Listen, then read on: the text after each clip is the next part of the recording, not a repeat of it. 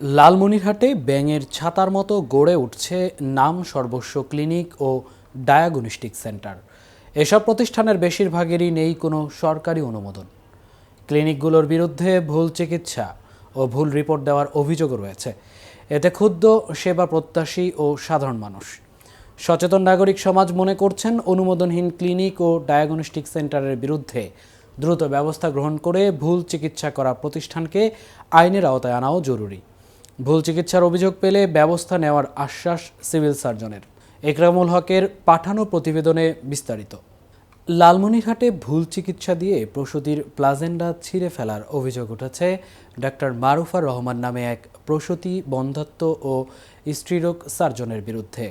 Doctor মারুফার Rahman তাড়াহুড়ো করে প্লেজেন্ডা ছিঁড়ে বের করলেও 76x32x42 মিলিমিটার আকারের অংশ ভিতরেই থেকে যায়, এমনটাই অভিযোগ ভুক্তভোগী ও তার স্বামীর।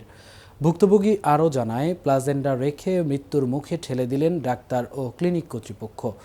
রোগী সুস্থ না হতেই ছাড়পত্র দিয়ে রসিদ ছাড়াই হাতিয়ে নিয়েছে মোটা অঙ্কের টাকা। লালমনিরহাট সদর উপজেলার আইডিয়াল ক্লিনিক অ্যান্ড ডায়াগনোসিস সেন্টারে চিকিৎসা নিতে আসেন সদর উপজেলার গোকুন্ডা ইউনিয়নের আলাউদ্দিনের স্ত্রী আশা বেগম। আমার নাম আশা আক্তার। ৩রা ফেব্রুয়ারি লালমনিরহাট আইডিয়াল ক্লিনিকে যাই।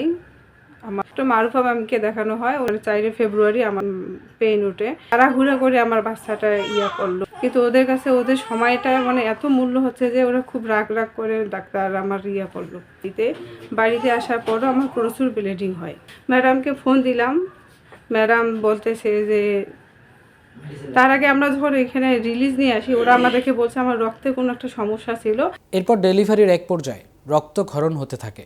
সুস্থ না হতেই রোগীকে ছাড়পত্র দিয়ে বাসায় যেতে বলেন, কিন্তু রোগীর অবস্থা আশঙ্কাজনক হলে রংপুর ইসলামী ব্যাংক কমিউনিটি হাসপাতালে ভর্তি করে গাইনি ডাক্তার সোহিলি বিনতে মোস্তফা মিষ্টিকে দেখায়। তিনি জানান, জরায়ুতে প্লেসেন্টার 76x32x42 মিলিমিটার আকারের অংশ রয়ে গেছে, যার ফলে এত অধিক পরিমাণে রক্তক্ষরণ হচ্ছে। পরবর্তীতে ডিএনসি প্রক্রিয়ায় তা বের করে 3 ব্যাগ রক্ত দিলে রোগী সুস্থ হয় এবং প্রাণে বেঁচে যান। এ বিষয়ে কর্তব্যরত চিকিৎসকের কাছে জানতে চাইলে সাংবাদিকের সঙ্গে অসদাচরণ করেন সেই চিকিৎসক ডাক্তার মারুফার রহমান। আমি কথা বলতে পারবো না, কারণ আপনি যেখানে যেখানে যে বড় বড় সাইনবোর্ডে সাংবাদিকতা যত জায়গায় আছে, বাংলাদেশের কোনায় হোক আর পৃথিবীর যেই কোনায় ইচ্ছে সেখানে যে আমার নামে খবর ছাপায় দেন। আমি আপনার সাথে আর কথা বলবো না। ম্যাম, আপনাকে তো আমি খুনি বলি নাই ম্যাম। আমি তো কি দরকার আমার সাথে কথা বলা? তুই কেস করে দে না, যে জিডি কর, কেস কর, ঝামেলা শেষ। আপনি আমার সাথে কি কথা বলতে? তুই কে? তোর সাথে আমি কথা বলবো কেন? আমি সাংবাদিক। তুমি সাংবাদিক বলতে আপনি রোগীর প্লেসেন্টটা ছিঁড়ে ভিতরে রাখছেন, আপনার বিরুদ্ধে অভিযোগ আছে।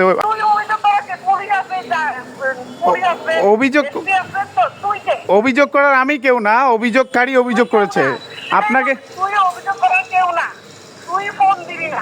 তাকে ফোন করে এ সম্পর্কে জানতে চাওয়া হলে তিনি সাংবাদিকদের হুমকি দেন। এদিকে গত 3 মাস আগে আইডিয়াল ক্লিনিকে রাজিয়া সুলতানা নামে আরেক গর্ভবতী নারীর নর্মাল ডেলিভারি করে বাচ্চা প্রসব করার কথা থাকলেও সিজার করলে মেয়ে শিশু জন্মগ্রহণ করে। তবে ভুল চিকিৎসা ও পরামর্শ দিয়ে শিশুর মৃত্যুর অভিযোগ উঠেছে ভুক্তভোগী পরিবারের। 3 মাস আগে আইডিয়াল ক্লিনিকে যাই বাচ্চা প্রসবের জন্য।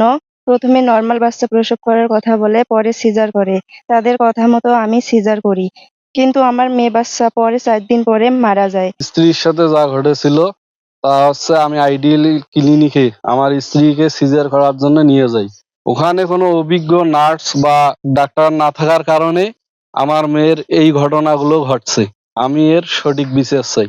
ক্লিনিকের এমডি জাকির হোসেনের সঙ্গে যোগাযোগ করে রসিদ ছাড়া মোটা অঙ্কের টাকা হাতিয়ে নেওয়ার বিষয়ে জানতে চাইলে তিনি অফিসিয়াল কোনো বক্তব্য দেননি। তবে ফোন কলে ব্যস্ততা দেখিয়ে বলেন, যা ইচ্ছা করেন, আমরা সঠিক চিকিৎসা সেবা প্রদান করেছি। জানান, ভুক্তভোগী পরিবার অভিযোগ দিয়েছে। তদন্ত কমিটি গঠন করে সঠিক তদন্তের ভিত্তিতে অভিযুক্ত ডাক্তার ও ক্লিনিকের বিরুদ্ধে ব্যবস্থা নেওয়ার আশ্বাস দেন তিনি। যদি লালমনিরহাটে এই ধরনের কোনো হয়ে থাকে, সেক্ষেত্রে আমি অনুরোধ করব যে লালমনিরহাটের জেলা স্বাস্থ্য কর্তৃপক্ষ আছে তাদের মাধ্যমে ঘটনা তদন্ত করা এবং তদন্ত করে যারা দোষী তাদের বিরুদ্ধে আইনানুগ ব্যবস্থা গ্রহণ করা। দ্রুত তদন্ত করে ব্যবস্থা নেওয়ার অনুরোধ করেন সচেতন নাগরিক কমিটির কোঅর্ডিনেটর মোহাম্মদ মোর্শেদ আলম। সঠিক তদন্তের দাবি জানিয়ে ন্যায্য বিচারের দাবি সচেতন নাগরিক সমাজের। দালাল মুক্ত চিকিৎসা ব্যবস্থা ও ক্লিনিকগুলোর এমন অনিয়ম বন্ধে দ্রুত ব্যবস্থা গ্রহণ করবে সরকার, এমনটাই প্রত্যাশা সাধারণ মানুষের। Ekramul Haque, Lalmonirhat, KTV news 24।